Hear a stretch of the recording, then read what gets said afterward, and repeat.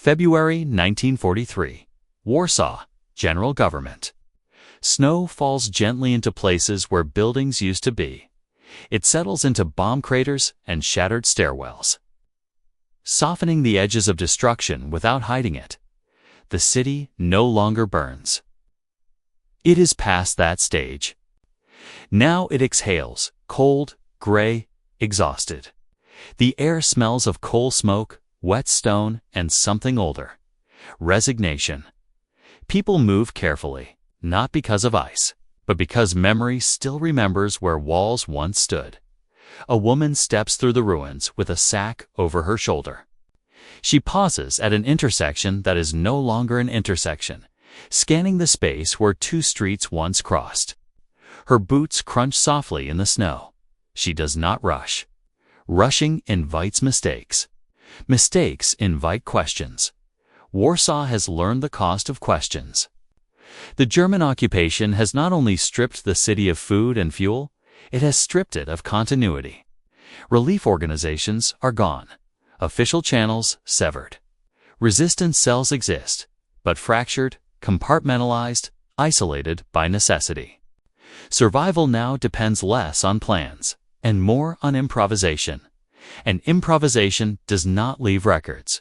The woman stops near the remains of a tenement. Its facade peeled away like paper. She reaches into her sack and removes a small parcel wrapped in cloth. Inside, dried bread, a handwritten note, 2 aspirin tablets carefully halved. She leaves it behind a loose brick and steps away without looking back. This is not charity. It is connection. The war has destroyed buildings quickly, but it has destroyed something else more quietly, the invisible lines between people. Letters no longer arrive. Messages vanish mid-route. Names disappear not because people die, but because no one can confirm they are still alive in the ghettos and beyond them. In the shadow spaces between collaboration and resistance, information has become as valuable as food. Sometimes more. A rumor of work, a warning of a raid. Proof that someone, somewhere, still remembers you exist. The woman understands this before she understands anything else. She is not part of a command structure. No one recruited her. No one trained her. She does not carry a weapon. Her usefulness comes from something far less visible. She can move, not freely. No one moves freely anymore. But plausibly, she blends into the debris the way civilians always do after bombings. A woman with a sack is not remarkable. Hunger has normalized desperation. The Germans watch for guns, radios, organized patterns. They do not watch for repetition disguised as routine. Around her, the city negotiates survival minute by minute. A man trades his last watch for potatoes. A child scavenges coal dust with bare hands. Somewhere, shots echo, not close enough to panic, not far enough to ignore. The woman walks. She notices what disappears after the bombs stop. Not just buildings, not just people, but pathways. The routes that once allowed help to move, quietly, reliably. Human to human. The war, she realizes, has severed the city's circulation system. And when circulation stops, even living bodies begin to die. That night, she sits in an unheated room, rubbing her hands together, listening to distant artillery. She thinks of the parcels she has placed, of the ones she has not. She thinks of the silence spreading, not loud, not dramatic. But efficient wars are remembered for what they destroy loudly. They are survived by those who notice what vanishes quietly. And as Warsaw sleeps beneath snow and smoke, the woman makes a decision she will never announce. If hope cannot travel officially anymore, she will carry it herself. Spring 1943. Warsaw wakes before the sun. Dawn reveals what darkness mercifully hid.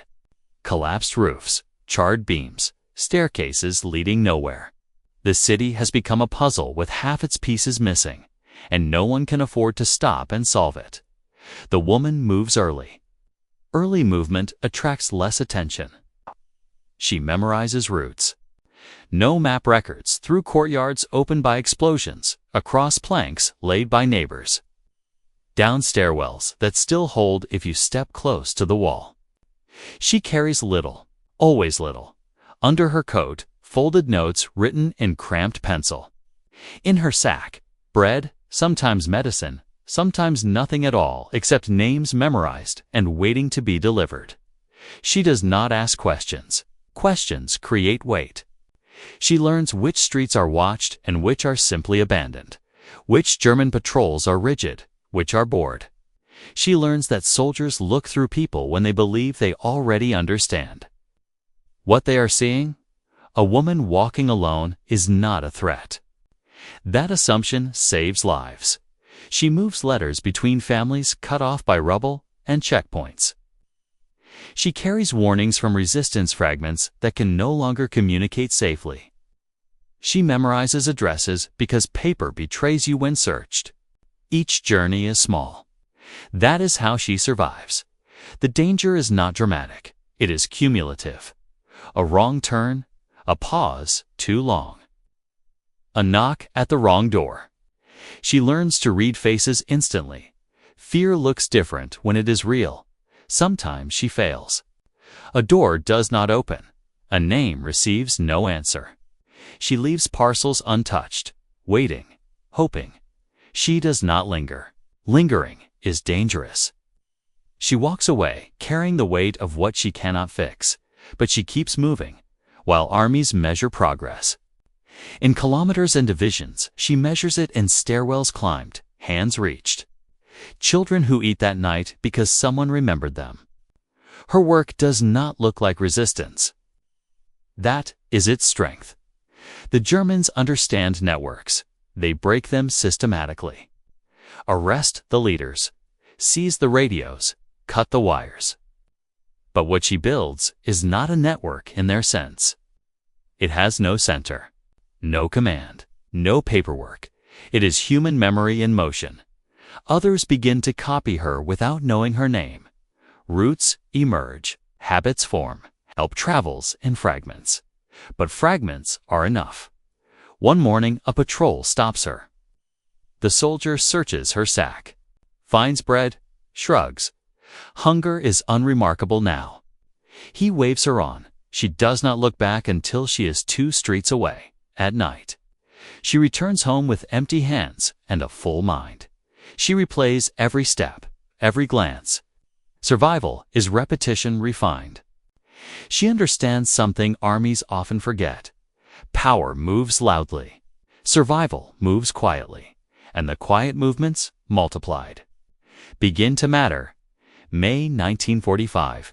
Europe exhales. Church bells ring. Flags appear. Crowds gather in streets once emptied by fear. Headlines announce victory in bold type. Cities are liberated. Armies are celebrated. The war becomes a story with an ending. In Warsaw, rebuilding begins almost immediately. Rubble is cleared. Streets are renamed. New maps erase the paths that once existed only because walls were gone. The woman watches this happen without ceremony. Her roots disappear first. Courtyards filled in. Stairwells repaired. Doors replaced. The city heals by forgetting the shapes it once took. Institutions return. Relief organizations, committees. Paperwork. Order. Her work does not fit easily into forms. When reports are written, they credit coordination, logistics, leadership. Civilian aid becomes a category, not a story. Anonymous, necessary. Unremarkable, no one asks how information moved when everything official was broken. She stops walking the routes because there is nowhere left to walk them. The sack stays in the corner. The notes are burned long ago. Names fade as people move, rebuild, begin again. This is how peace erases its scaffolding. Years later, children play where she once stepped carefully. A bakery opens where a building collapsed. There is no marker, no plaque. Why would there be? Survival does not announce itself, but the resistance endured. Families reunited. People lived who might not have, not because of a decisive battle, but because someone refused to stop walking when walking seemed insignificant. History remembers noise.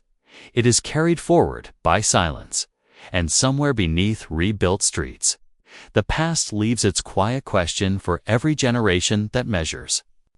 Victory loudly. How many wars are survived by those history never learns to name?